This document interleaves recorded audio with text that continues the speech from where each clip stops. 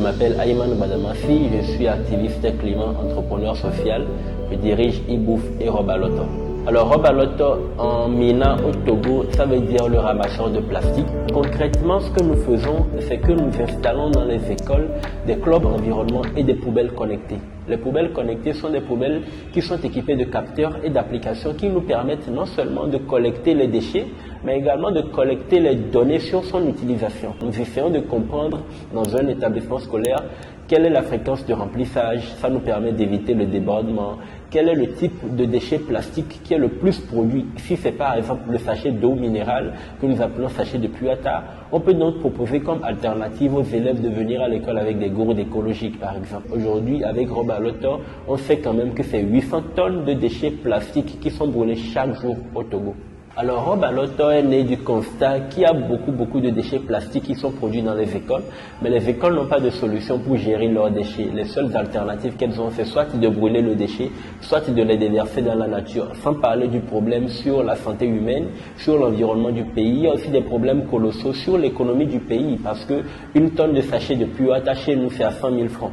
Du coup, il était question de mettre quand même sur pied une initiative qui permettrait non seulement d'éduquer les élèves sur les notions de protection de l'environnement, mais également d'équiper les écoles d'outils nécessaires pour une meilleure gestion de leurs déchets plastiques. Le projet a été très bien accueilli dans les écoles, déjà parce que c'est un projet qui pallie à l'absence des cours d'éducation environnementale dans les basses classes aujourd'hui. C'est un projet qui accompagne la politique gouvernementale en matière de protection de l'environnement. Et ça a aussi été très bien accueilli dans les établissements scolaires parce que c'est un projet qui génère de l'argent aux écoles. Aujourd'hui, avant d'installer le projet Robaloto dans un établissement scolaire, la condition sine qua non, c'est qu'il y ait un club environnement. Du coup, il y a un travail de fond qui est fait. C'est la sensibilisation. Ensuite, nous venons installer le club environnement. Et la poubelle, une fois pleine, c'est au club environnement de faire le tri. Nous leur apprenons comment faire ce tri-là.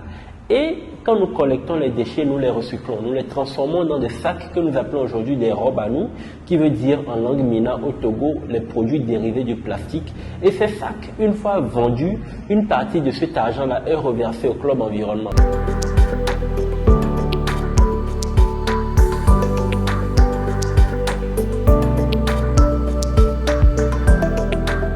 Aujourd'hui, avec les sachets plastiques ou les déchets plastiques que nous collectons dans les établissements scolaires, nous produisons beaucoup d'objets, mais notre produit phare, c'est le robe à nous peut-être.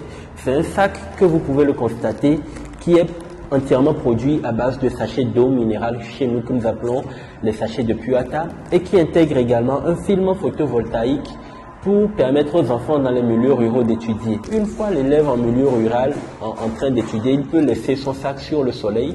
Le sac avec une batterie intégrée peut charger et à la nuit, pendant la nuit, l'élève peut utiliser donc cette batterie-là pour charger sa lampe, charger son téléphone ou tout ce qui peut lui permettre pour disposer de la lumière. Nous avons des perspectives assez lourdes.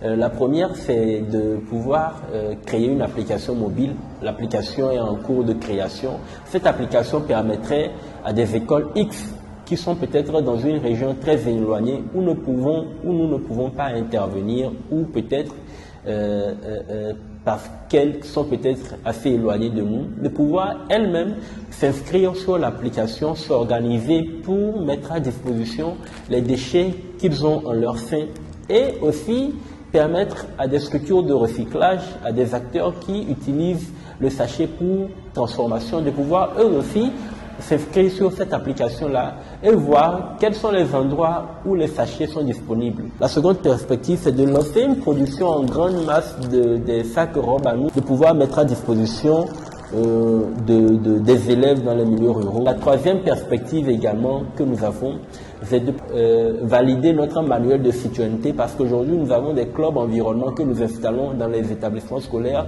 et l'idée c'est qu'à la fin de l'année, ces élèves-là puissent quand même avoir des notions dans beaucoup de choses, dans peut-être les changements climatiques, le marché carbone, le reboisement. Donc nous sommes en train de créer un manuel et nous espérons, en collaboration avec le gouvernement, le ministère des enseignements primaires et secondaires, valider ce manuel-là et le rendre disponible à tous les établissements scolaires.